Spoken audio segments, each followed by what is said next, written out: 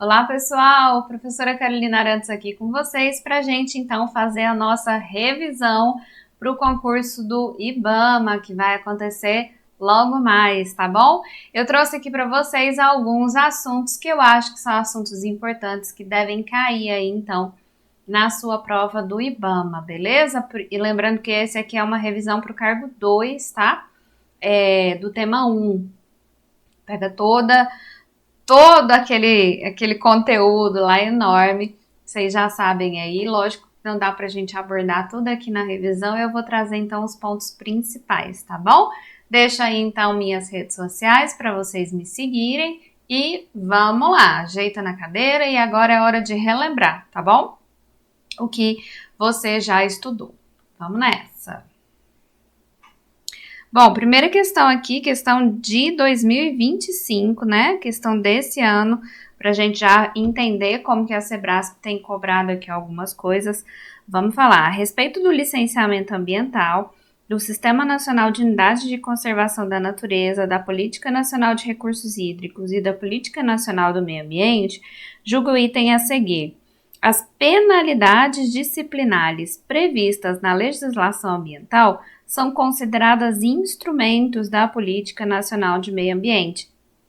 Gente, a questão tá certa, tá? É importante vocês entenderem aí, né, o que são esses instrumentos. Instrumentos é uma das partes que a Sebrasp mais tem cobrado em relação à Política Nacional de Meio Ambiente. Então é importante ficar de olho, tá? Sobre esses instrumentos. Vou trazer o nosso famoso resumão ali daqui a pouco para a gente reforçar isso. Vamos ver outra aqui, ó. Também desse ano ainda, no que se refere ao licenciamento de atividades econômicas potencialmente poluidoras e à aplicação da Política Nacional de Meio Ambiente, julgue o item subsecutivo. O Conselho Nacional de Meio Ambiente, CONAMA, é o órgão central do Sistema Nacional de Meio Ambiente, SISNAMA, e responsável por deliberar, no âmbito de sua competência, sobre normas e padrões compatíveis com o meio ambiente ecologicamente equilibrado e essencial à sadia qualidade de vida. Gente, percebem como a Sebrasp gosta de misturar as coisas, tá? Então aqui a questão tá errada. Por que a questão tá errada, tá? O CONAMA, primeiro, não é o órgão central do SISNAMA, tá? O CONAMA é um órgão consultivo deliberativo do SISNAMA. E aí, tudo que ele é responsável aqui tá certo, beleza? Isso aqui tá certo. Isso aqui é sim competência do CONAMA. Fazer essas normas, esses padrões aí, né? Relacionados à parte ambiental. Mas ele não é um órgão central. O órgão central do Sistema Nacional de Meio Ambiente é o Ministério de Clima, Ministério de Meio Ambiente e Mudança do Clima, tá? Então, essa organização do SISNAMA também é um negócio que a Sebrasp gosta muito de cobrar. Então, é bom você saber direitinho a organização aí, né? Qual qual órgão é competente de fazer o quê e a nomenclatura que ele leva dentro desse sistema. A respeito da competência ambiental legislativa e da política nacional do meio ambiente, julgue o item que se segue. A Política Nacional de Meio Ambiente tem por objetivo não só a preservação, como a melhoria e a recuperação da qualidade ambiental propícia à vida, visando assegurar no país, entre outros, os interesses da segurança nacional. E aí, isso aqui é outra coisa que a Sebrasp gosta bastante de cobrar, tá? Tá certa essa questão. É objetivo, princípio, diretriz. Então, é importante estar atento àqueles objetivos, né, dentro de legislação, que não são muito óbvios para você. Que você olha ali e fala, se isso aqui aparecesse, eu não ia falar que isso é objetivo, tá? Então, aqui, eu acho que o que a Sebrasp quis te deixar na dúvida é essa parte, né? Se tem essa prerrogativa aí de atender a interesses de segurança nacional, e tem, tá? Então, é importante estar atento a isso. Vamos ver o resumão daqui a pouco. Mais uma questão aí para vocês, ó. O Cadastro Técnico Federal de Atividades Potencialmente Poluidoras, né, o famoso CTF-APP, ou utilizadora de recursos ambientais, que constitui instrumento da Política Nacional de Meio Ambiente, é gerenciado pelo Conselho Nacional de Meio Ambiente. Aí, gente, aqui também, né? Tudo que a Sebrasp gosta de fazer com a gente, né? Confundir as coisas. CTF-APP é instrumento? É, tá? Tanto o CTF-APP quanto o CTF-AIDA são instrumentos previstos lá na Política Nacional de Meio Ambiente. Mas quem que gerencia isso? Não é o CONAMA, é o próprio IBAMA, tá? Então a questão fica errada por isso. Agora presta atenção que a gente vai para aquele nosso card de resumão sobre Política Nacional de Meio Ambiente. O que eu quero que você lembre? Esses instrumentos aqui, tá? Vou até colocar o marca-texto. Esses instrumentos aqui. Então, o que é instrumento da Política Nacional de Meio Ambiente? Padrão de qualidade ambiental, o próprio zoneamento ambiental, avaliação de impacto ambiental, o licenciamento, criação de espaços territoriais especialmente protegidos, o SISNIMA. Professora, o que é SISNIMA? É o Sistema de Informação Nacional sobre Meio Ambiente, tá? O CTF-AIDA e o CTF-APP, os dois, então, né, cadastros técnicos federais aqui entram como instrumentos, as próprias penalidades previstas lá na Lei de Crimes Ambientais e nas outras leis, o relatório de qualidade do meio ambiente. Aqui eu quero que vocês prestem atenção, porque esse é um relatório que é de competência do IBAMA elaborar, que é um relatório anual, tá? Então é importante saber isso aqui também. E os instrumentos econômicos, quais sejam? Concessão, florestal, a servidão ambiental e o seguro ambiental, tá? Falando um pouquinho aqui de servidão ambiental. O que é a servidão ambiental, que é um desses instrumentos? É uma limitação que é feita ali no uso da propriedade, pode ser parte ou todo da propriedade. O objetivo tem que ser conservar, preservar ou recuperar os recursos. Ela é onerosa ou gratuita, temporária ou perpétua, mas sempre aqui, ó, ela tem que ocorrer por no mínimo 15 anos, tá? Sendo temporária. Então, por 15 anos, uma vez instituída a servidão, ela vai se manter servidão por 15 anos, tá bom? Não se aplica a APP e reserva legal mínimas exigidas em lei, tá? A restrição de uso vai ser, no mínimo, a mesma que é aplicada para as áreas de reserva legal e é vedada a alteração da destinação da área, mesmo se tiver transmissão, desmembramento ou retificação de limites, tá? Então, você pode vender a sua área lá, que tem servidão, e essa área passa então a ser de outro proprietário. Mas este proprietário, ele fica então obrigado a manter essa servidão pelo período mínimo de 15 anos ali, tá? Se for uma servidão temporária. Se não for, se for perpétua, já era, aquela área fica então em perpetuidade, quer dizer, para sempre destinada para esse fim de preservação, conservação ou recuperação de recursos, beleza? Falando aí então um pouquinho de servidão. Vamos falar do CISNAMA, então. Quem é o órgão superior do CISNAMA é o Conselho de Governo, que assessora lá o presidente da República. A gente tem o CONAMA como órgão consultivo e deliberativo, que vai propor lá as diretrizes, as normas e os padrões relacionados à qualidade ambiental.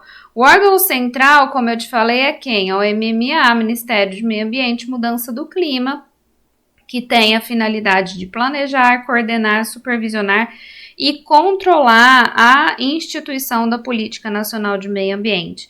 Os órgãos executores aqui são o IBAMA e ICMBio, que executam e fazem executar a Política Nacional de Meio Ambiente. Aí a gente tem os órgãos seccionais, que são os órgãos estaduais, responsáveis pela execução, controle e fiscalização, e os órgãos locais, que são os municipais, que fazem o controle e a fiscalização dessa política, tá?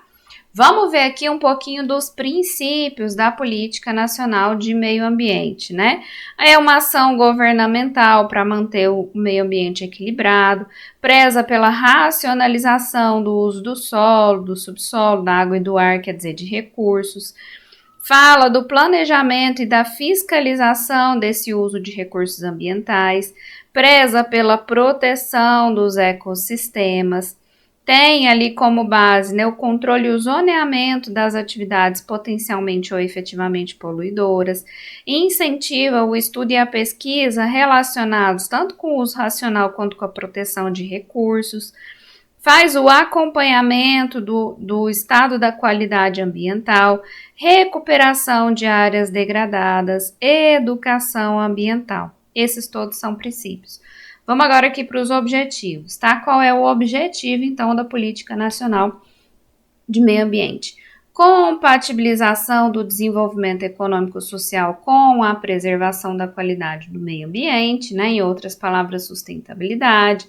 Definição de áreas prioritárias para a ação governamental relativa à qualidade e ao equilíbrio ecológico, estabelecimento de critérios e padrões e as normas, né, que quem faz aqui é o CONAMA, relativa ao uso e manejo de recursos ambientais, desenvolvimento de pesquisas e tecnologias nacionais, então, orientadas para o uso racional de recursos. Presta atenção que aqui é incentivo e aqui é o desenvolvimento, tá? Difusão de tecnologia, divulgação de dados e informações, formação de consciência pública, aqui é educação ambiental, aqui é como fazê-la, tá? Preservação e restauração dos recursos ambientais e imposição ao poluidor e ao predador da obrigação de recuperar ou indenizar os danos causados e ao usuário da contribuição pela utilização de recursos ambientais com fins econômicos, tá? Lógico que tem muito mais do que isso aqui na Política Nacional de Meio Ambiente, mas com essas ideias aqui formuladinhas na sua cabeça, você vai conseguir responder aí algumas questões da prova de vocês, que com certeza vai cair Política Nacional de Meio Ambiente, tá bom? Vamos mais! A respeito da Política Nacional do Meio Ambiente, dos crimes ambientais, da proteção da vegetação nativa, das competências ambientais e da disposição do regimento interno do IBAMA, julgo o item seguinte: caso tome conhecimento de desmatamento realizado em desacordo com os requisitos legais em determinado empreendimento, o órgão ambiental competente deverá, como medida administrativa, embargar a atividade, ainda que sem determinação judicial. E tá certo, tá, gente? Essa questão que eu quero que vocês lembrem é o seguinte: o embargo de atividades é uma das sanções que está prevista na Lei de Crimes Ambientais. Então, uma vez que a infração acontece, o fiscal, né, ou o agente público, ele pode aplicar essa sanção independentemente de qualquer juiz autorizar, tá? Então, o embargo de atividade, ele pode acontecer, sim, sem determinação judicial, tá bom? Vamos ver como que essa foi uma questão cobrada na última prova do IBAMA. Vamos ver como que isso tem sido cobrado aqui ultimamente. Com base na atual legislação brasileira, julgue o item que se segue.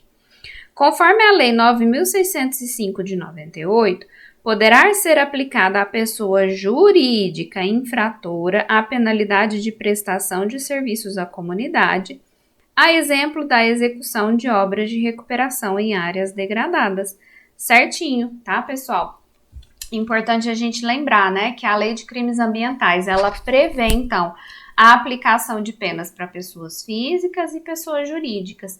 E dentro do rol de penas que a gente tem para pessoas jurídicas, a gente tem essa forma de sanção que seria prestação de serviços à comunidade. E aí ele traz lá várias formas de prestação de serviços à comunidade, a gente vai ver, vou te mostrar um tabelão aqui, e uma delas é, então, essa execução de obras de recuperação de áreas degradadas. Não confundir com aquilo que é previsto para a prestação de serviço à comunidade na pessoa física, que inclusive é uma pena restritiva de direito isso, tá bom? Vamos fazer um resumão agora sobre a lei de crimes ambientais. Eu vou trazer aqui para vocês a ordem, né, de maior cobrança. Então, a gente vai começar falando da aplicação da pena, depois crime contra a fauna, depois crime contra a flora, que é o que mais tem sido cobrado ultimamente pela Sebrasp, tá? Vamos lá então, ó, resumão aqui da lei de crimes ambientais. Primeira coisa que a gente tem que entender, sempre que a pena for ser aplicada, a gente tem que observar 3 coisas: gravidade do fato, antecedentes do infrator e a situação econômica do infrator, caso esteja prevista ali a aplicação de multa. Para quem gosta de mnemônico, esse aqui é o famoso GAS, né? GAS é o que você tem que, então, né, aplicar ou prever para a aplicação da pena, tá? Para aplicar essa pena. Então, eu vou ver a gravidade do fato, que implica em quê? Implica nos motivos e nas consequências para a saúde pública e para o meio ambiente.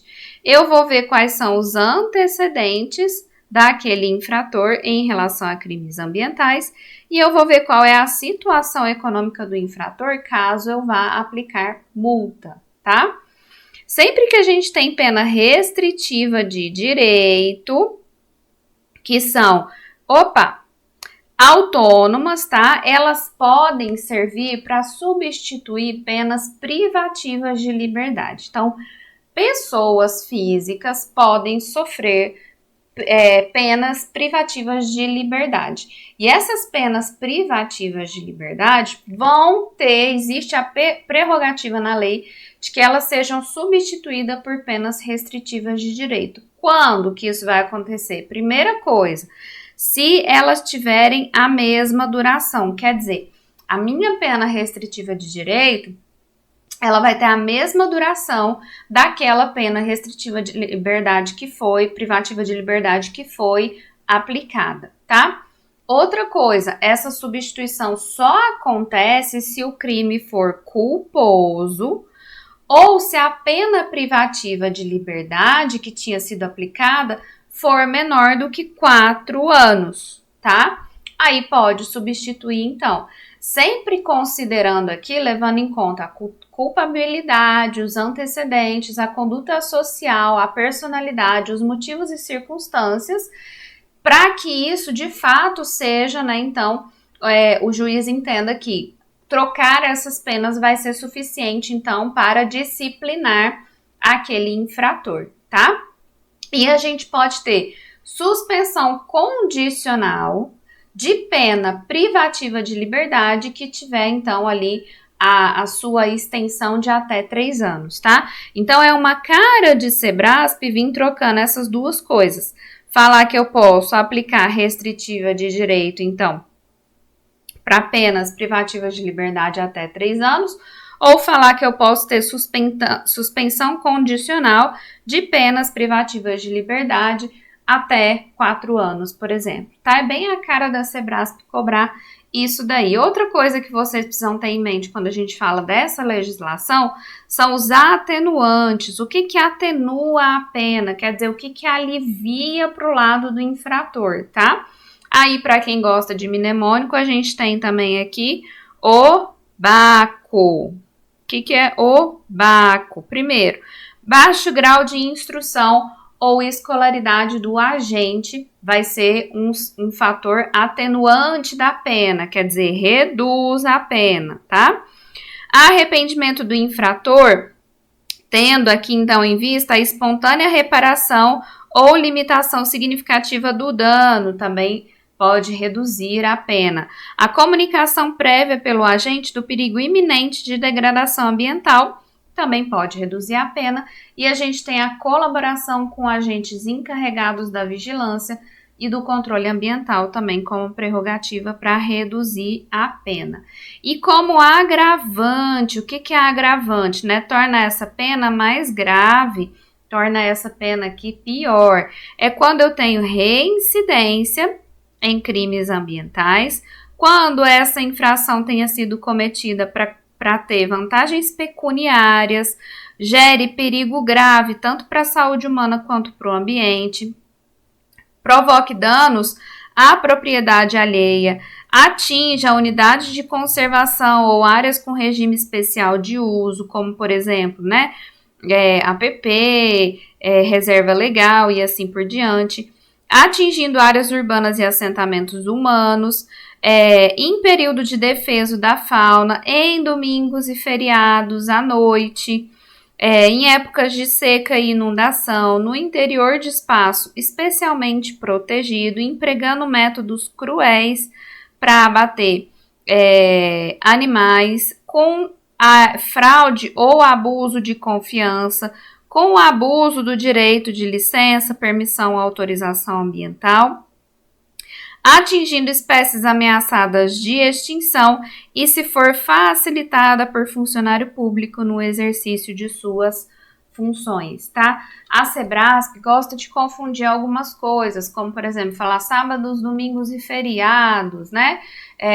Falar que é um agravante cometer, então, o crime à noite ou durante o dia, domingo à noite, só domingo à noite, restringir esses tipos de agravantes aqui, tá? Então, é importante entender que algumas coisas agravam a pena e essas coisas que ela cobra mais você já tem em mente, é domingo ou feriado e à noite, tá?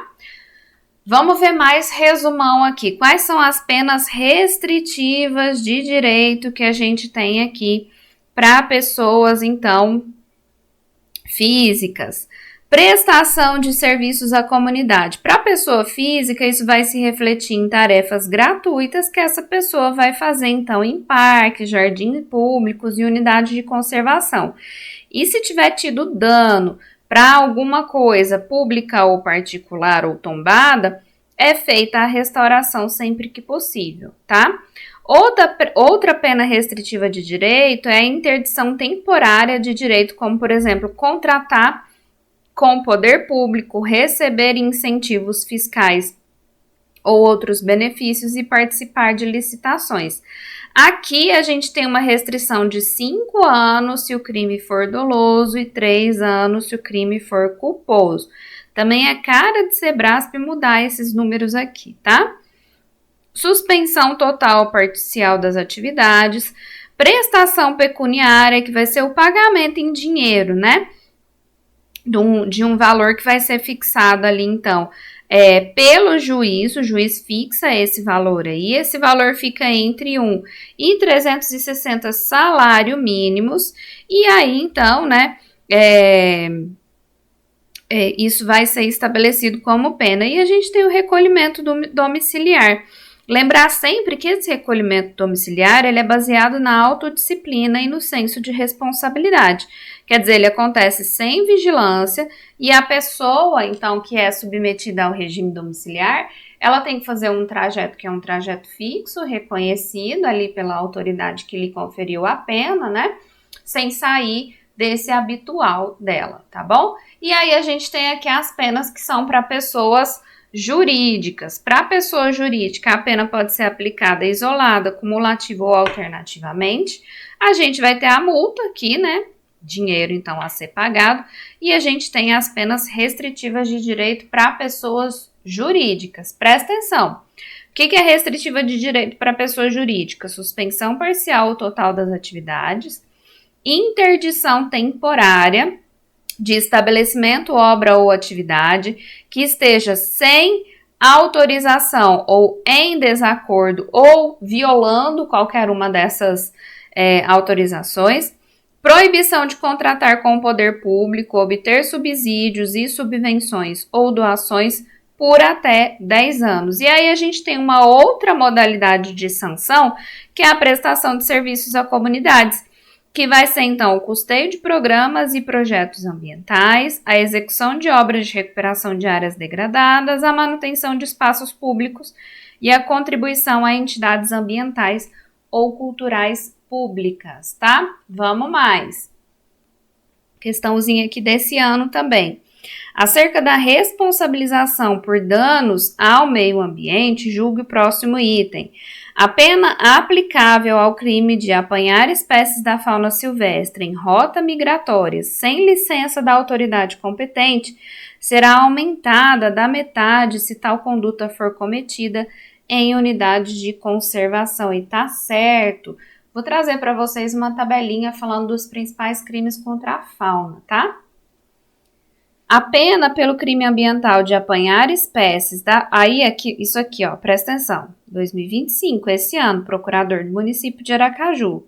2022, IBAMA. A pena pelo crime ambiental de apanhar espécies da fauna silvestre sem permissão, licença ou autorização da autoridade competente será aumentada se o crime tiver sido cometido dentro de unidade de conservação. Igual ou não, hein? Bem parecida, né? Então, são coisas que a Sebrasp gosta, tá? Esses parágrafos aí que ela costuma colocar nos dispositivos legais, né? Que a gente costuma ter dos dispositivos legais. Então, vamos para a nossa tabela aqui, ó. Falando de crimes contra a fauna, eu trouxe para vocês aqui primeiro os crimes de detenção. Lembrando que é mais fácil decorar os crimes de reclusão, porque eles são 2 só, tá vendo? Ó, são só 2 tipos aqui, mas eu vou te passar os de detenção aqui para vocês entenderem, tá? Professora, a Sebrasp cobra se é detenção, se é reclusão e anos, né, período aí.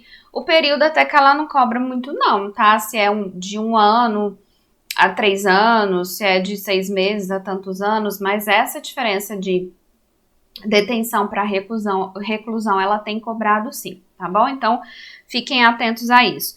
Crimes de detenção, então, você não vai preocupar em decorar aqui agora, porque é melhor você decorar os que são de reclusão. Aqui eu só quero que você preste atenção o que aumenta ou o que diminui a pena, se isso for possível aqui, tá? Detenção, então, é um crime que você pode, né? É um crime que pode ser, então, é um tipo de pena que pode ser cumprida em regime semiaberto. Então, é uma coisa mais branda, tá? Uma pena mais branda. Vamos pensar aqui, ó. De 3 meses a 1 ano mais multa se houver a introdução de espécies sem parecer técnico ou licença, abuso, maus tratos, ferir, mutilar animais silvestres domésticos ou domesticados, nativos ou exóticos. O que eu quero que você entenda aqui, ó? Primeiro, se fizer experiência dolorosa ou cruel com animal vivo, se houver recurso alternativo, é a mesma pena que de detenção, então, tá?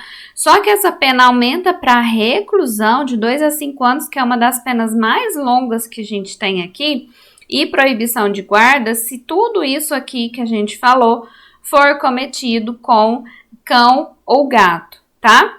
E a gente tem também aqui essa prerrogativa de aumento de 1/6 a 1/3 da pena se houver morte do animal. Então, é isso que eu quero que vocês guardem, tá? Essas possibilidades de aumentar a pena, porque é o que a Sebrasp às vezes traz aí, então, como cobrança, tá? Matar, perseguir, caçar, apanhar, utilizar espécie da fauna silvestre nativa ou em rota migratória, sem licença, permissão ou autorização ou em desacordo com essa. Lembrem-se que aqui não entra, tá? Os atos de pesca. Eles vão estar, então, aqui previstos nessa última que eu vou falar para vocês. Quem também, então, impede procriação, danifica ninho, abrigo, criadouro, vende ou expõe à venda ali, né? Sem autorização, esses animais provenientes de criadouros não autorizados vão incorrer nessa mesma pena de detenção. A pena aumenta em metade se a espécie for rara ou ameaçada, se tiver em período proibido, se for à noite, se tiver abuso de licença, se for em unidade de conservação, se tiver métodos ou instrumentos de destruição em massa. Então, aumenta aqui na metade. E ela vai aumentar 3 vezes se for decorrente de caça profissional, tá? E aí, vamos falar aqui, então, das penas de detenção para quem provocar o perecimento de espécie da fauna aquática por conta de emitir alguma coisa no rio, degradar viveiros, açudes ou estações de apicultura, explorar campos naturais de invertebrados sem licença, permissão ou autorização, fazer o fundeio de embarcações ou lançar detritos em locais onde a gente tenha bancos de moluscos ou corais, pescar em período onde a pesca é proibida ou em lugares que são interditados pela autoridade competente. Todo mundo vai ter a mesma pena se a espécie que for ali, né, pescada, então, for de tamanho inferior, tiver quantidade superior da permitida, tiver aparelho, petrecho, técnica ou método que não é permitido, e quem transporta, comercializa, beneficia ou industrializa espécies provenientes da coleta proibida, tá? Isso tudo, então, tem pena de detenção. Observe que aqui não tem nenhum agravante, tá? Para todas essas duas aqui houve agravante. E aí vamos falar das penas de reclusão, então. Exportar para o exterior peles e couros de anfíbios e répteis em bruto sem autorização, pena de 3 anos, de 1 a 3 anos e multa, e pescar com explosivos ou substâncias que em contato com a água vão produzir efeito semelhante com substâncias tóxicas ou outro meio proibido. Isso também é pena de reclusão de 1 a 5 anos, tá? Então, são as duas penas de reclusão que a gente tem. O que a lei não considera como crime? Quando o abate do animal é feito em estado de necessidade para saciar a fome do agente, ali então causador da infração, ou de sua família, para proteger lavouras, pomares, rebanhos da ação predatória ou destruidora de animais, mas isso tem que ser legal e expressamente autorizado. E pelo animal ser nocivo, desde que isso seja caracterizado pelo órgão competente. São as formas aí, então, de abate a animais que são, então, permitidas, né, que não são consideradas crime, na verdade, para a legislação, tá? Vamos lá. Também aqui questão de 2024, questão recente. Julgue o próximo item a respeito das disposições normativas federais relacionadas à proteção do meio ambiente. O infrator que cometer simultaneamente 2 ou mais infrações ambientais deverá ser punido com a infração administrativa prevista para infração de maior gravidade. Gente, não existe isso, tá? Se o infrator cometer 2 infrações ou mais infrações ou 20 infrações, ele vai ser punido, vai sofrer sanções administrativas, quantas forem cabíveis para aquela infração que ele cometeu. Então, não existe essa restrição de aplicação de sanção, não, tá? Todas as sanções podem ser aplicadas ou isoladamente, ou cumulativamente, ou alternadamente, tá? Vamos ver como que o IBAMA cobrou isso aqui. Respeito da Política Nacional de Meio Ambiente, dos crimes ambientais, da proteção da vegetação nativa, das competências ambientais e das disposições do regime interno do IBAMA, julga o item seguinte. Caso tome conhecimento de desmatamento realizado em desacordo com os requisitos legais, em determinado empreendimento, o órgão ambiental competente poderá, como medida administrativa, embargar a atividade, ainda que sem determinação judicial. Então, aqui a gente já viu isso, né? O embargo é uma das atividades, é uma das formas aqui de sanção administrativa que pode ser aplicada ali, então, para a pessoa jurídica também, né? E aí a gente vai ver aqui agora alguns assuntos relacionados às infrações administrativas, tá? Primeira coisa que eu queria que vocês lembrassem é que qualquer pessoa que constatar uma infração deve dirigir representação à autoridade do CISNAMA e essa autoridade, assim que toma conhecimento da infração, precisa fazer a apuração por processo administrativo próprio, sob pena de corresponsabilidade. É imediato. Uma vez que a autoridade do CISNAMA toma conhecimento da infração, imediatamente ela precisa iniciar o processo de apuração, tá? Sob pena, então, de corresponsabilidade. Vamos ver os prazos aqui, né? O infrator, ele tem 20 dias para propor a defesa ou a impugnação daquela autuação, tá? Aí a gente tem 30 dias para a autoridade competente julgar o auto de infração. Depois, mais 20 dias para o infrator recorrer da decisão condenatória, né? Se ela ocorrer ali naquele julgamento. E aí, uma vez, então, acabado esse prazo recursal, o infrator tem 5 dias para pagar a multa, tá? A prescrição, então, das infrações ambientais é de 5 anos da data da prática ou de quando aquela ação for cessada. A gente tem que lembrar que tem, então, crimes que eles prolongam ao longo do tempo. Então, essa prescrição, ela vai ser contada a partir do momento que aquele dano ambiental parou de ocorrer. Então, que ele foi cessado, tá? Mas o tempo de prescrição, então, vai ser de 5 anos aqui. Ou ainda a gente pode ter prescrição quando o procedimento fica paralisado por mais de 3 anos, tá? Nada disso, gente, o fato de o crime prescrever não impede a reparação do dano, tá? Porque isso é constitucional, inclusive, uma vez que o dano ocorreu, o infrator, quem fez o dano, quem praticou o dano, ele é obrigado a reparar, independente de qualquer outro processo legal que esteja ocorrendo, tá? Então, a reparação do dano é independente, beleza? A responsabilidade criminal de pessoa jurídica, isso que é importante, ela só vai acontecer se houver duas coisas simultaneamente. Primeiro, se a decisão tiver sido, né, a infração tiver sido cometida por decisão do seu representante legal, contratual ou órgão colegiado e no interesse ou benefício daquela entidade, tá bom? Quais são as sanções que a gente tem aqui? A gente vai ter a advertência, que acontece pela lavratura de um auto de advertência. São, então, né, infrações de menor lesividade. A multa máxima que é aplicada, então, é de R$1.000 quando tem a advertência, né? E é garantido o contraditório e a ampla defesa, tá? De novo, receber uma advertência não isenta de sanar a irregularidade. Uma vez que essa irregularidade não foi sanada, essa advertência, ela inclusive pode ser convertida em multa, tá?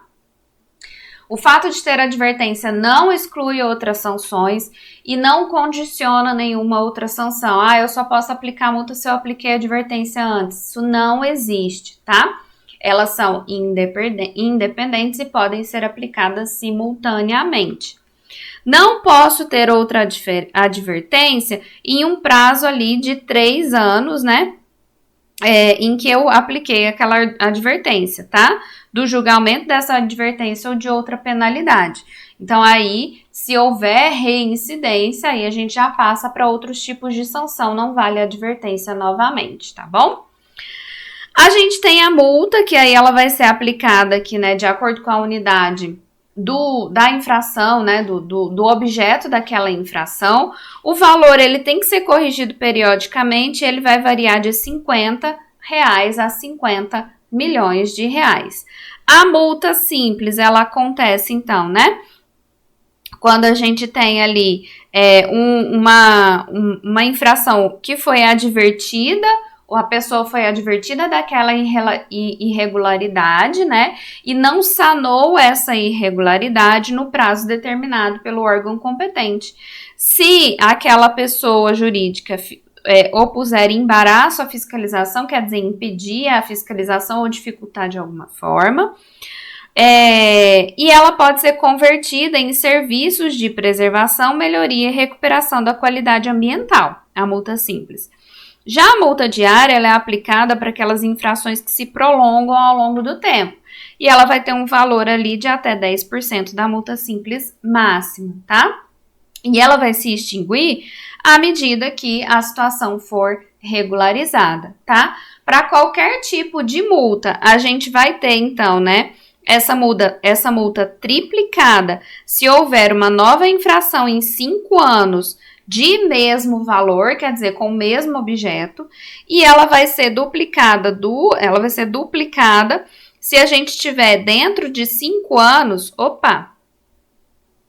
se a gente tiver, gente, o que aconteceu aqui?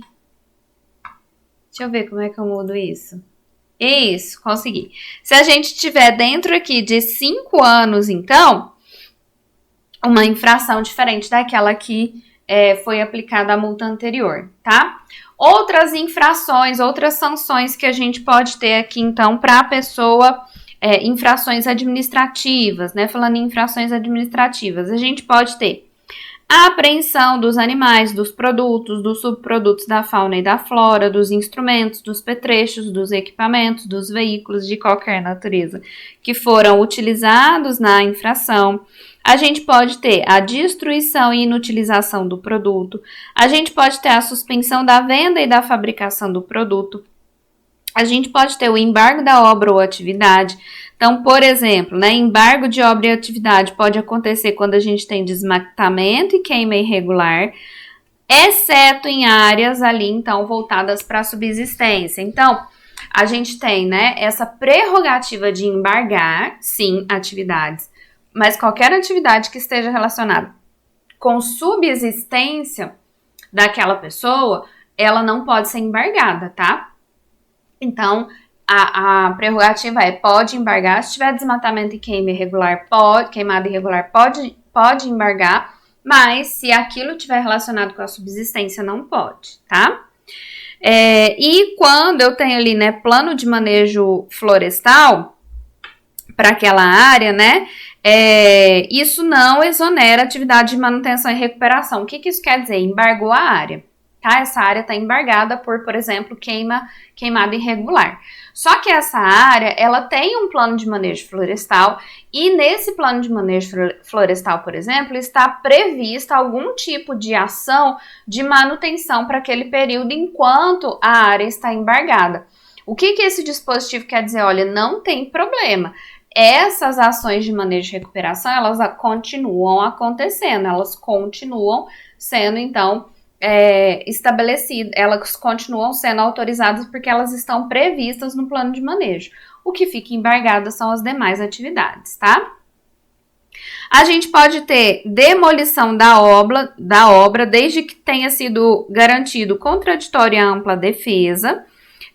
Toda essa parte de demolição fica ali, né, a despesa por conta do infrator, e se for detectado que o impacto da demolição for maior do que deixar do jeito que está ali, essa demolição não é realizada. A gente tem a suspensão parcial ou total das atividades e a gente tem aquelas penas, então, restritivas de direito. A maioria, gente, é até 10 anos. A última é que tem um período menor, que é de 5 anos. Então, até 10 anos fica suspenso o registro, a licença ou autorização, ou cancela esse registro aí, né? O cancelamento não tem prazo.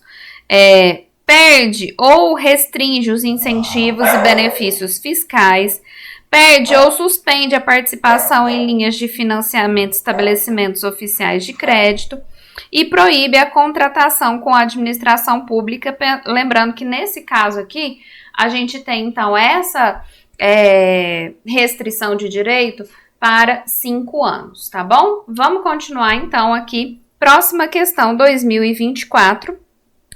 A NTT. Julgue o seguinte item relativo à Política Nacional de Mudança do Clima, segundo a Lei 12.187 de 2009. Um dos objetivos da Política Nacional de Mudança do Clima é a erradicação da pobreza e a redução das desigualdades sociais. E aí aqui, pessoal, eu quero alertar vocês de novo, né, para o que a Sebrasp gosta de cobrar em relação a essas legislações. O objetivo da mudança da Política Nacional de Mudança do Clima. E apesar de a gente ler isso daqui e imaginar que pode não ter muito a ver com mudança do clima, isso é sim, tá? Um dos objetivos da Política Nacional de Mudança do Clima, por isso que eu falei para vocês, é importante estar atento aquelas partes dos dispositivos legais que não estão tão relacionados com a temática da lei em si, tá? Vamos mais. Como que o IBAMA cobrou isso lá em 2022? Os princípios a serem observados nas ações da Política Nacional de Mudança do Clima são precaução, prevenção, participação cidadã, desenvolvimento sustentável e responsabilidades comuns, sendo essas, na seara internacional, diferenciadas entre os países em desenvolvimento e os desenvolvidos. Questão certa aí também, tá? Então, a gente aqui precisa também lembrar, né, dos princípios, e aqui em especial, quando a gente fala na Política Nacional de Mudança do Clima, lembrar dessas responsabilidades diferenciadas. O que eu quero dizer com isso? Que, sim, de fato, né, os países desenvolvidos, que tenham mais estrutura, que tenham mais tecnologia, que tenham mais conhecimento, precisam, sim, dispor mais esforços para ajudar os países em desenvolvimento a alcançarem as suas metas lá, então, né, de redução de gases, de redução de poluição de forma geral, tá? Vamos ver aqui, então, o nosso resumão falando da Política Nacional sobre mudança do clima. O que a gente tem aqui, então? A gente vai ter os princípios aqui, né, já destacados para vocês: precaução, prevenção, participação cidadã, desenvolvimento sustentável e responsabilidades comuns, porém diferenciadas, tá? Esses princípios mostram para a gente que todos devem atuar na redução de impactos antrópicos sobre o clima, né? Que as medidas para prevenir, evitar ou minimizar as causas das mudanças climáticas, né, tem que ser identificadas, essas causas antrópicas principalmente, e que os diferentes contextos socioeconômicos importam, tá? Como diretrizes aqui a gente tem, né, o compromisso com a Convenção Quadro do Clima, as ações de mitigação mensuráveis, as medidas de adaptação, as estratégias integradas, a participação, a pesquisa e difusão de tecnologia, instrumentos financeiros e econômicos, a articulação com instrumentos existentes, apoio e fomento, cooperação internacional, aperfeiçoamento, informação, educação, capacitação e conscientização pública, práticas, atividades e tecnologias de baixa emissão e padrões sustentáveis para produção e consumo, tá? Destaque especial aqui para os objetivos para vocês, né? Primeiro é o desenvolvimento da economia social e tudo mais, sempre pensando na proteção do clima, a redução da emissão antrópica de gases de efeito estufa, as remoções antrópicas por sumidouros, as medidas de adaptação nas 3 esferas, a prevenção, conservação e recuperação de recursos ambientais, a consolidação e expansão de áreas legalmente protegidas, incentivo ao reflorestamento e à recomposição e o mercado brasileiro de redução de emissões aqui, o MBRE.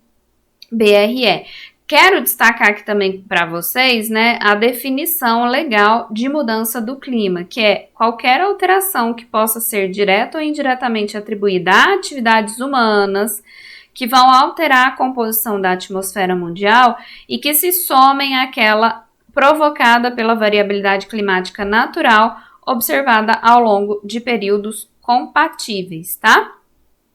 E aí, aqui para a gente finalizar, quero mostrar para vocês os instrumentos que a gente tem previstos nessa lei. Então, instrumentos, a gente tem o Plano Nacional de Mudança do Clima, o Fundo Nacional de Mudança do Clima, os planos de ação para prevenção e controle de desmatamento, a comunicação nacional, as resoluções da Comissão Interministerial de Mudança Global do Clima, as medidas fiscais e tributárias e os financiamentos, o desenvolvimento de linhas de pesquisa e linhas de crédito, mecanismos financeiros e econômicos, critérios de preferência nas licitações e concorrências públicas, registros e inventários, divulgação, educação e conscientização, monitoramento climático nacional, indicadores de sustentabilidade, padrões e metas quantificáveis e verificáveis e avaliação de impactos ambientais.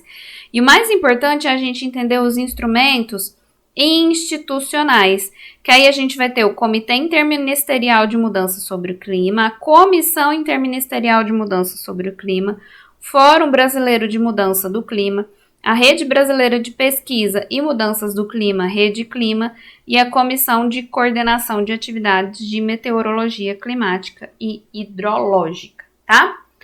Vamos mais aqui, continuando ainda, legislação, tá?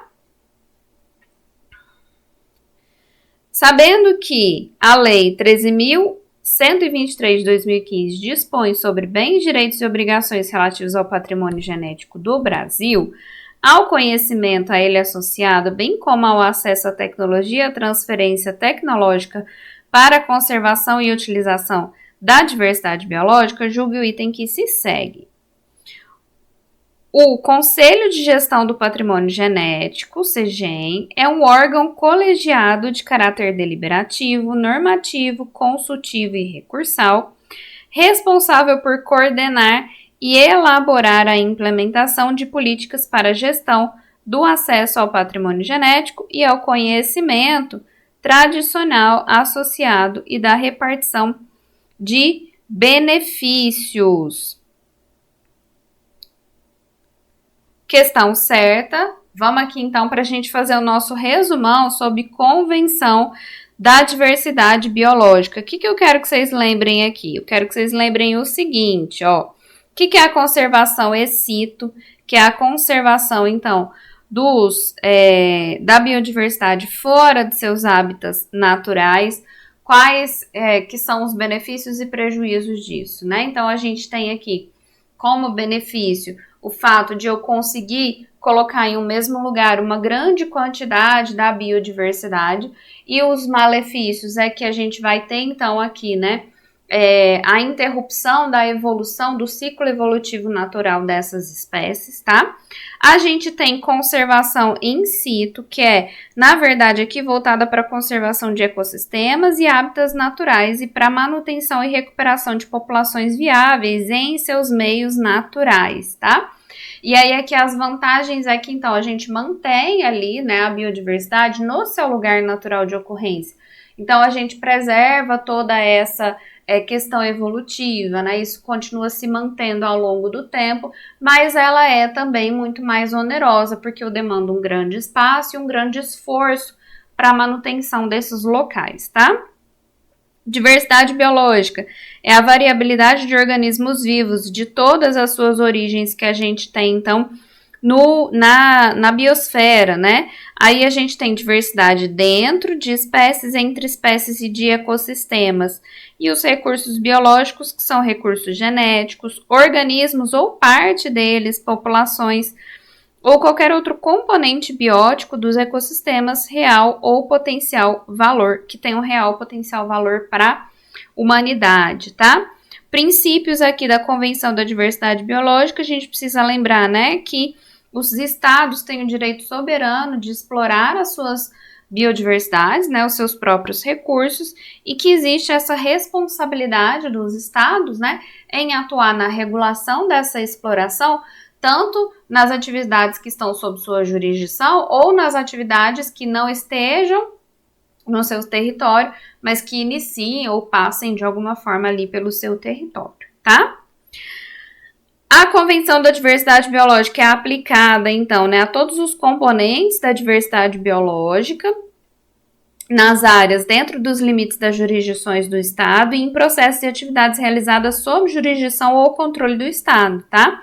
É preciso haver identificação e o monitoramento dos componentes da biodiversidade para o uso sustentável e processos que influenciam, e monitorar os componentes da biodiversidade para a gente saber as prioridades de conservação. Conservação in situ, alguns exemplos aqui são os sistemas de área protegida, regulamentar e administrar recursos biológicos em áreas protegidas, proteção de ecossistemas, hábitats naturais e populações viáveis, desenvolvimento sustentável, recuperar ecossistemas degradados e espécies ameaçadas, regulamentar, administrar e controlar organismos geneticamente modificados, controle de espécies exóticas, manter conhecimento e práticas tradicionais, legislação e cooperação com outros países. Para a conservação ex situ, a gente tem preferência no país, acontecendo de preferência no país de origem daquela biodiversidade, com instalações e pesquisas também de preferência nesses países de origem, recuperação de espécies ameaçadas e reintrodução no hábitat, né? Então, voltados para isso. Tem que ter a regulamentação da coleta desses recursos biológicos, sem que isso gere ameaça aos ecossistemas e populações in situ, e a gente tem que ter cooperação e apoio financeiro também para estabelecimento dessas populações aí ex situ, tá? Ainda, a Convenção da Diversidade Biológica prevê a utilização sustentável, pesquisa e treinamento, educação e conscientização, avaliação de impactos e minimização de impactos negativos, acesso a recursos genéticos, acesso à tecnologia e transferência de tecnologia e o intercâmbio de informações, além da cooperação técnica e científica e gestão da biotecnologia e distribuição de benefícios, tá? Vamos continuar aqui então. Questão aqui também de 2025, TRF Sexta Região. A respeito do licenciamento ambiental, do Sistema Nacional de Unidades de Conservação da Natureza e da Política Nacional de Recursos Hídricos e da Política Nacional de Meio Ambiente, julgue o item a seguir. A alteração dos ecossistemas em estação ecológica é permitida apenas com finalidade de utilidade pública. Tá errado, tá, gente? Vou passar um resumão ali para vocês, mas na verdade, né, a alteração de ecossistemas dentro de unidade de conservação, ela tem que estar voltada ou para pesquisa ou para manutenção dos ecossistemas que estão conservados ali, tá? Não tem nada a ver isso com a parte de utilidade pública, não. Desde que não sejam impostas restrições ao uso, é permitida a constituição de área de relevante interesse ecológico em propriedade privada. Olha, gente, tá errado também, tá? Quando a gente fala em área de relevante interesse ecológico, a prerrogativa de existência dela é a restrição de uso, né? Eu vou ter aqui, né, tipos de restrição de uso que vão ser aplicadas para aquela área ali. Então, não tem como essa questão tá verdadeira. Vamos fazer um resumão aqui de SNUC, né? Falando aqui dos objetivos, principal, manter a diversidade, proteger espécies ameaçadas, preservação e restauração, desenvolvimento sustentável, conservação, proteger características relevantes, paisagens naturais, a água e o solo, pesquisa, estudo e monitoramento, educação ambiental, recreação e ecoturismo, valorização econômica e social e a manutenção das populações tradicionais, tá?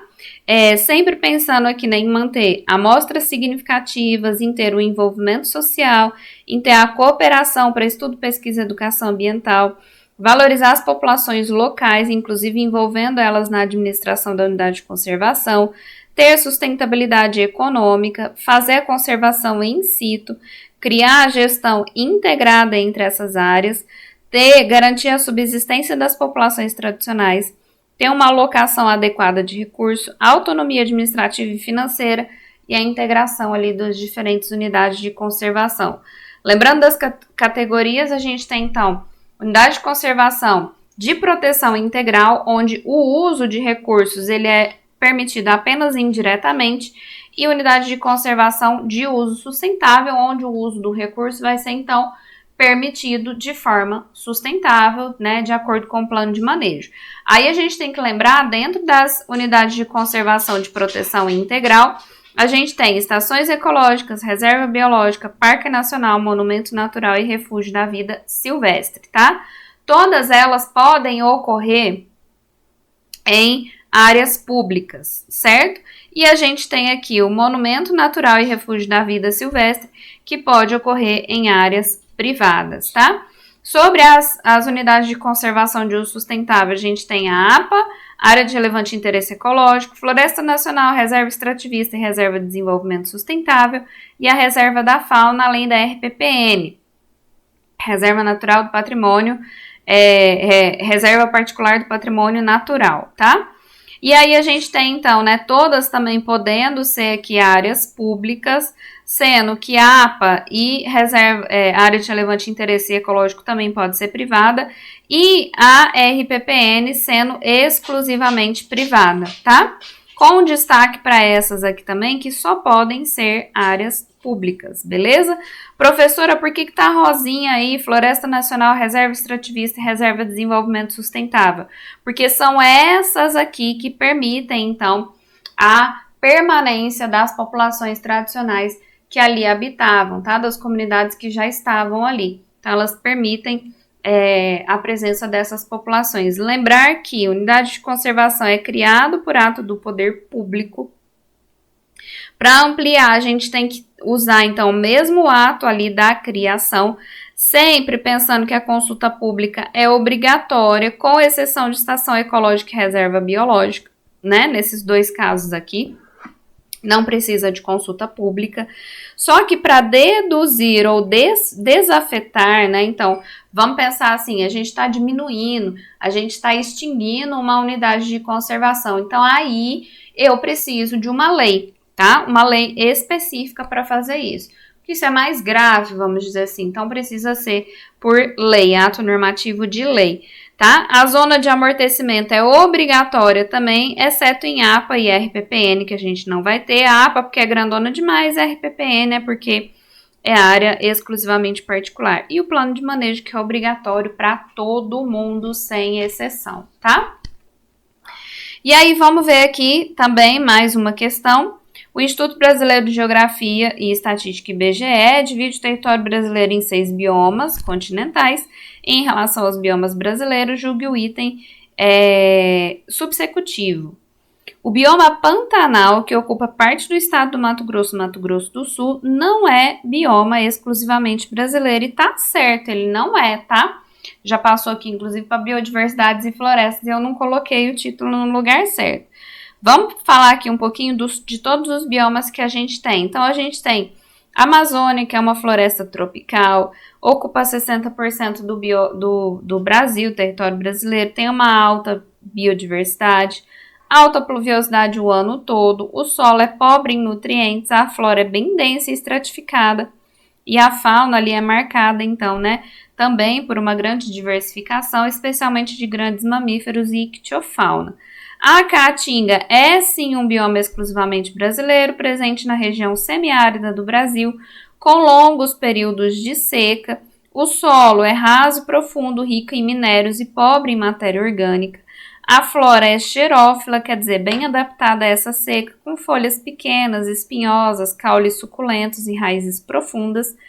E a fauna é bem adaptada à escassez de água, muitas endêmicas. E aí a gente tem então comportamentos, né? Por exemplo, a maior parte dessa fauna é noturna ou tem o hábito de se esconder em locais mais sombreados durante o dia, tá? O Cerrado é o segundo maior bioma do Brasil, considerado um hotspot. Ele e a Mata Atlântica são os únicos hotspots que a gente tem no Brasil. O que é hotspot?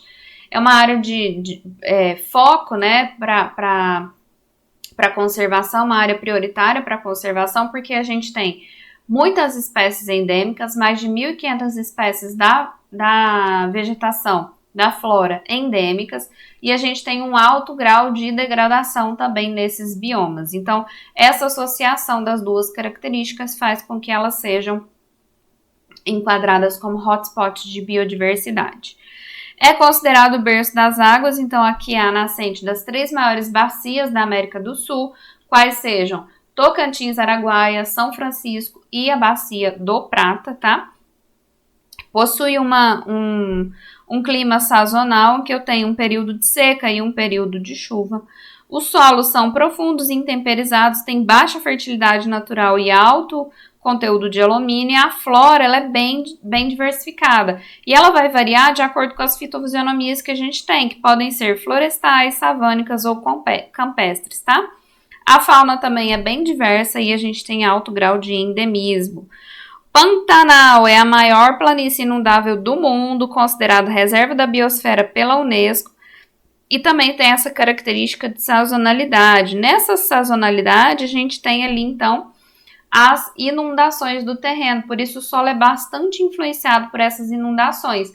Então, as áreas que recebem a inundação, recebem também ali grande parte dos sedimentos que vêm com essa água, e com isso elas ficam mais férteis, né, mais com conteúdo ali, então, mais robusto, né?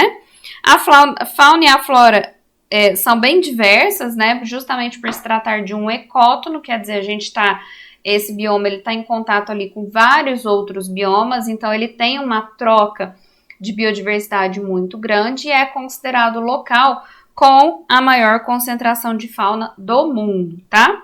A Mata Atlântica é o outro hotspot de biodiversidade que a gente tem no Brasil, considerada aí um dos locais mais biodiversos do mundo, tem apenas 12% da sua cobertura original e é uma área de clima tropical úmido, Os solos são rasos e pobres em sua maioria, a flora é bem exuberante, né, e é dividida em muitos estratos, e a gente tem uma fauna bem biodiversa e bastante endemismo, inclusive com vários projetos de espécies endêmicas ameaçadas de extinção ocorrendo na Mata Atlântica, tá? Como, por exemplo, o projeto do mico-leão dourado e assim por diante.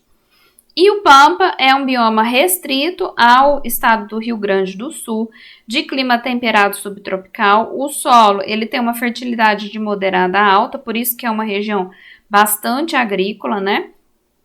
A flora, ela é basicamente de gramíneas e herbáceas, mas a gente pode ter algumas espécies de arbustos e até árvores um pouco maiorzinhas. E a fauna é bem associada com essas características, né? Então, a gente tem ali veado campeiro, graxaim do campo, né? E as aves aí como quero-quero e assim por diante. Vamos mais aqui, 2005, IBAMA. Nossa, professor, 2005, para a gente abordar o assunto. Com relação ao monitoramento ambiental e gestão, com base na abordagem da ecologia da paisagem, julgo idem a seguir corredores ecológicos na condição de unidade de conservação de proteção integral. Corredor ecológico é unidade de conservação de proteção integral? Não é, tá? Então já está errada aí a questão. Vamos ver aqui, então, alguns conceitos que a gente precisa lembrar de ecologia da paisagem. Quais que são os componentes que a gente tem na paisagem? A gente vai ter matriz, fragmentos ou manchas e corredores ecológicos. Então, matriz é o que predomina na paisagem. É a área ali, então, predominante naquela paisagem, tá? Deixa eu ver se eu consigo... Tá aqui, consegui. Predominante naquela paisagem. Fragmentos ou manchas vão ser, então, os remanescentes do hábitat que eu estou usando como referência. E o corredor ecológico é o que conecta um fragmento no outro, tá? Esses são os componentes da paisagem. Importante a gente entender que para estudar esses componentes a gente tem algumas métricas. Quais são essas métricas? A gente tem tamanho e forma do fragmento, tamanho e forma do fragmento, a conectividade entre os fragmentos, a heterogeneidade da paisagem, que é justamente quão parecida ou diferente é essa paisagem, e alguns itens quantitativos, como, por exemplo, o índice de fragmentação, que é o grau de divisão dessa paisagem, o índice de conectividade, que é a facilidade de fluxo entre esses fragmentos, e o índice de diversidade da paisagem, que é quão complexa é essa paisagem em relação a hábitats, tá? A gente tem aqui, então, conceitos como efeito de borda importantes também. O que é o efeito de borda? É a alteração na área marginal. Então, uma vez que a área é fragmentada, toda essa área da borda deste fragmento passa a ter condições que são diferentes, tá? Então, a gente tem aqui condições ambientais e condições ecológicas diferentes. Vamos ver aqui o que a gente tem de alteração. Alterações dos fatores abióticos, né? Os fatores climáticos ambientais, como o vento, né? O vento fica mais forte, fica mais suscetível ao vento. A gente tem altas temperaturas, a gente tem baixa umidade do ar e a gente tem alta radiação solar nesses locais.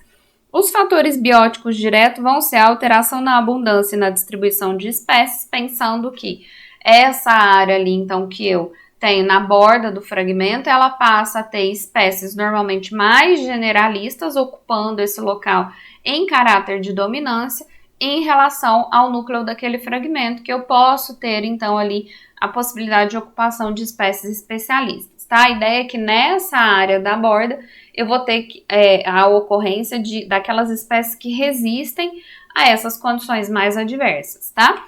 E a gente tem os fatores bióticos indiretos, que vão ser a mudança na interação entre as espécies, como, por exemplo, é uma área onde a gente tem mais predação, a competição é diferente, há maior possibilidade de herbivoria e dispersão de sementes e polinizadores, tá?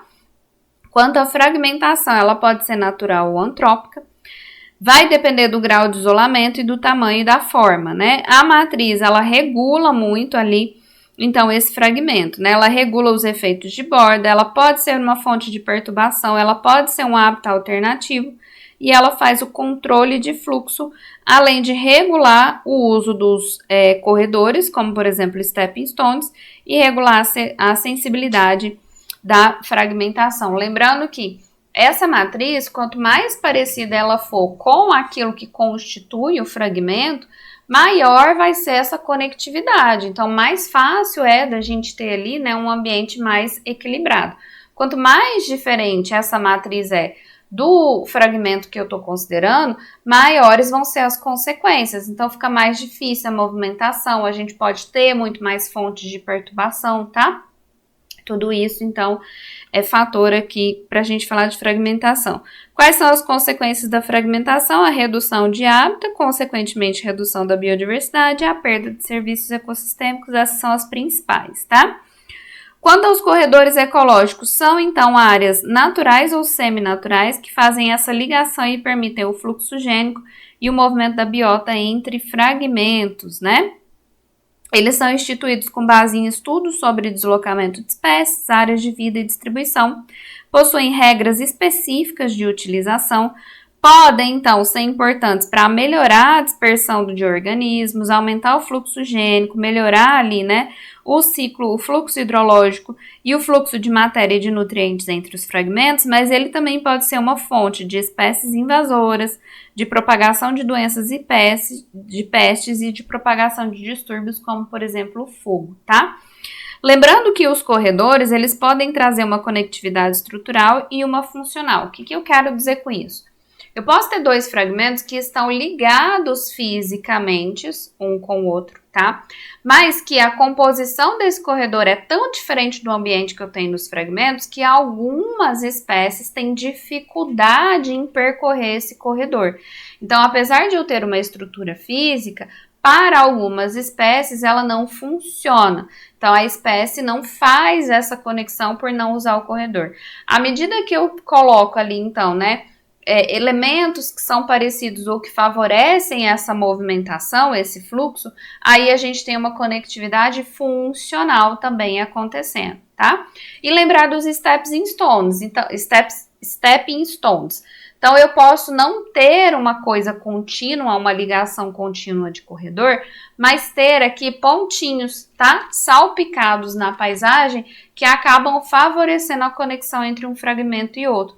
São chamados trampolins ecológicos, tá? Que vão favorecer a movimentação de algumas espécies, outras não, mas já ajuda bastante nesse fluxo, tá?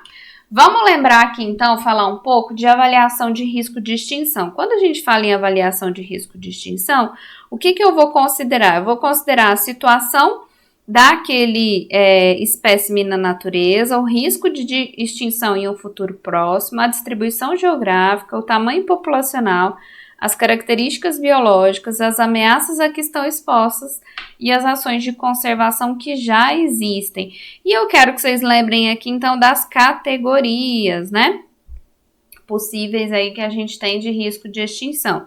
Espécie extinta quando eu não tenho mais ninguém na face da terra, extinta na natureza quando eu tenho ela só em cativeiro, né, ou cultivo. Criticamente em perigo, é um risco extremamente alto de extinção, tá? Quando eu tenho, então, em perigo, risco muito alto de extinção e vulnerável alto de extinção. Quase ameaçada, ainda não está ameaçada, mas está caminhando para isso. Menos preocupante, tem uma ampla distribuição e abundância. Dados insuficientes, não tem essas informações aqui que eu preciso. Inelegíveis são essas aqui, então, que a gente não avalia, e não avaliada é porque não avaliou ainda, tá? Então, é isso que eu quero que vocês lembrem aí. Falando, então, de manejo de conservação de população de populações e metapopulações in situ e ex situ. Preciso que você lembre o que é metapopulação, que é um conjunto de indivíduos da mesma espécie que se estabelecem em manchas, sem ligação entre si, mas com processos comuns devido à movimentação dos indivíduos de uma mancha para outra. Metapopulação, eu tenho, então, populações dispersas, salpicadas, tá? Em vários fragmentos, que elas estão ocupando esses fragmentos no tempo e no espaço. O que eu quero dizer com isso? Essas populações, elas não estão conectadas, mas elas sofrem ali, então, né, alterações e conexões de fluxo gênico ali ao longo do tempo, tá? Isso é, então, a metapopulação. Para conservação in situ, de novo, né, eu estou conservando aqueles indivíduos em seus meios naturais. A estratégia aqui é mais manejo da paisagem, recomposição de ecossistemas e a criação de áreas protegidas ou unidades de conservação. O que eu falei para vocês, a vantagem disso é que a gente mantém o processo evolutivo, mantém ali, né, a vida silvestre, melhora as condições para outras espécies, tem uma maior segurança de conservação para espécies com sementes recalcitrantes e a gente conserva também polinizadores e dispersores. A desvantagem é que é um método oneroso, porque eu preciso ali de constante manejo e monitoramento e exige grandes áreas.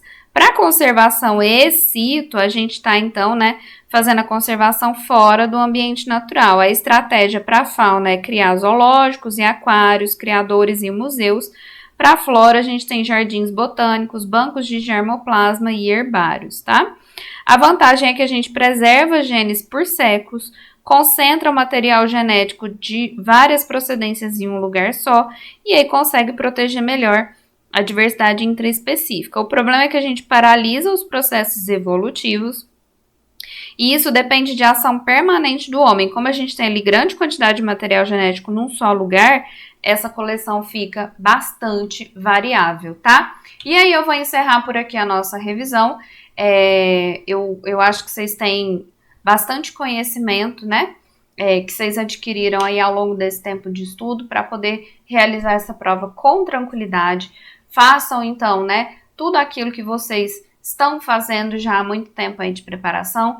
Na hora da prova, pense nesse seu momento de preparação, pense na sua trajetória até aqui, tá? Estejam calmos, cheguem com antecedência, leva aí o que você pode levar, água, comida e material transparente, e fiquem tranquilos que a prova vai refletir, né, aquilo que você tem de conhecimento e a sua tranquilidade também, o seu estado de espírito daquele momento, tá bom? Termino com essa frase: faça o que puder, com o que tiver, onde estiver. Boa prova para vocês e eu fico esperando, então, as boas notícias das aprovações de todos vocês. Tchau!